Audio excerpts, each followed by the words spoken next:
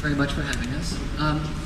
I thought that a good way to start, they only asked us to kind of do a few minutes of kind of conversation, so we're not talking heads up here too long, and then open it up to questions. So I thought that Ronnie said a good place to start would be a conversation of nonprofits and kind of the language that's being used, especially in the articles being written about nonprofits and boards and trustees and the AG's office. And so I thought it would be a good place to at least give a kind of a primer on how nonprofits get to be, who gets to be one, the issues around kind of restrictive gifts, and the language of some of the words like moral rights and some of the stuff that's been written about. So I thought that would be a good way to start.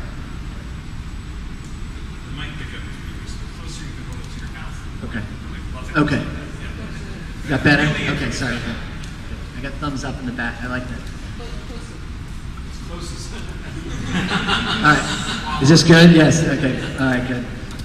All right, so how does it happen? Why would anybody in their right mind want to start a nonprofit? All right, that is a question that we actually have a class 2.5 hours just talking about why would you ever want to do this and what's the process to do it.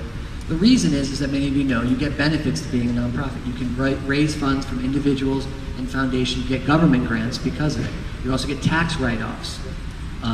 You can, not just any tax write-offs, you have sales, real estate. There's a lot of good benefits for being a nonprofit or a charity in Massachusetts. And the way it happens is you set up a corporation, and the corporation applies for tax-exempt status with the IRS. Now there's another players in the state of Massachusetts, which obviously you've heard about, and obviously which has been part of the articles that have written about the Rose, which is the AG's office and the Secretary of State's office. So why are they in this conversation?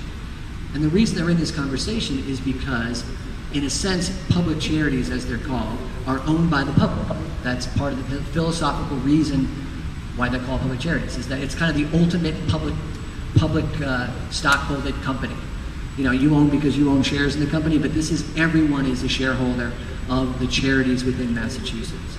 And that's why the government, the AG's office, Division of Public Charities, is the overseers of the public charities in Massachusetts. So every charity has to submit forms once a year, a PC form. You have tax filings, you have reports, you have to update them on your board of directors. They're the overseer of this. That's why, obviously, they're in play here, because they represent the interest of all of us for all the charities, not just necessarily a museum. The other piece is, in order to become a charity, you have to follow 3 very kind of strict requirements. Your mission has to qualify as a mission that would be supported by the federal government to give you this exception. And the mission could be scientific, cultural, educational. All those are viable reasons to get a charitable status. The other is you cannot do political activity, and any profits you receive must go back into the organization to forward the mission of the organization. It's all about mission when it comes to charities. You got this special benefit to receive tax-exempt dollars, and in order to keep it, you have to make sure you do those 3 things. And really, those are the main 3 things that you can't run afoul of. And if you do, there's all kinds of penalties and all kinds of stuff that happens to you. And it's the AG's office that is the overseer of this public interest that we call public charities. So I thought it was a good kind of start there, so we're all kind of using the same vocabulary and why these different players are participating in this conversation. The other thing is the next kind of phase of this conversation is the idea of gifts and how do gifts work for charities. And in the articles that were written about the museum, there's a lot of issues around kind of restrictive gifts and what does that mean. So again, I thought it would be a good opportunity to kind of talk about this idea of restrictive gifts.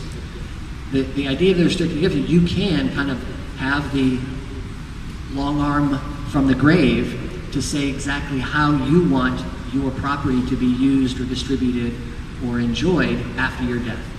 And in some ways, that is a key element to the issues here in any museum or any charity. As they receive the gift comes with potentially constrictions. It comes with obligations. And those obligations are gift specific. So you can have very restrictive gifts, or you can have just, this is yours and do whatever you want with it, and that's fine too. So it's usually at the time of the gift or at the time of death, do those kind of conditions get kicked in. And so I know that's going to be a conversation today. I'm sure there's going to be questions about this idea of